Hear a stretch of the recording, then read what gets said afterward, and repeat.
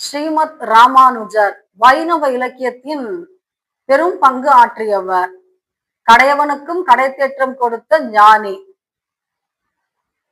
இந்து தர்மத்தை நமக்கு அதி அற்புதமாக சுட்டிக்காட்டிய முனிவர். இவருக்கு 3 சமாதிகள் உண்டு. தானுகந்த திருமேனி, தானான திருமேனி, தமருகந்த திருமேனி என்று 3 முக்தி நிலைகளில் நமக்கு அவருடைய அற்புதத்தை விளக்கி காட்டியிருக்கின்றார். இவருக்கு நாராயண நாமத்தினுடைய அர்த்தத்தை தெரிந்து கொள்ள வேண்டும் என்பதில் முயற்சி இருந்தது. இதற்காக அவர் ஆளவந்தாருடைய சீடர் திருக்கோஷ்டியூர் நம்பியிடம் செல்கின்றாராம். அவரிடம் பெற்ற தாயினும் ஆயின செய்யும் நலம் தரும் சொல்லி நான் கண்டுகொண்டேன் நாராயணா என்னும் நாமமே என்று திருமங்கை ஆழ்வார் கூறியிருக்கின்றார் அல்லவா. இந்த நாராயண மந்திரத்தினுடைய அர்த்தத்தை எனக்கு சொல்லுங்கள் என்று சொல்லும் பொழுது அவர் மறுத்து விடுகின்றார். மந்திரம் என்பது ரகசியம், அதை உனக்கு நான் சொல்லிக் கொடுக்க மாட்டேன் என்று சொல்லிவிடுகின்றார். இதனால் திருக்கோஷ்டியிலிருந்து ஸ்ரீரங்கத்துக்கு திரும்பி விடுகின்றார் ஸ்ரீமத் ராமானுஜர். ஆனால் 17 தடவை கேட்கின்றாராம், ஐயா அந்த நாமத்தினுடைய அர்த்தத்தை எனக்கு சொல்லுங்கள் என்று. ஆனால் ஒவ்வொரு தடவை வரும் பொழுதும் நான் ராமானுஜன் வந்திருக்கின்றேன் என்று சொல்லுகின்றாராம் திருக்கோஷ்டி நம்பியினுடைய சீடரிடம்.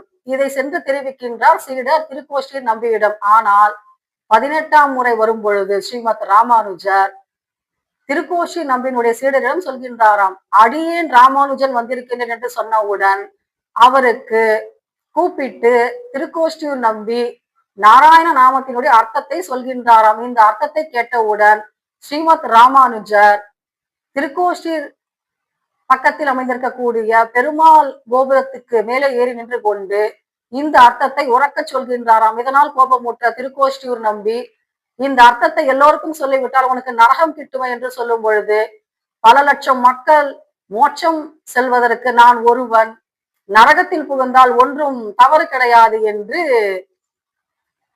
அதி அற்புதமாக ஒரு விளக்கத்தை கொடுக்கின்றாராம்.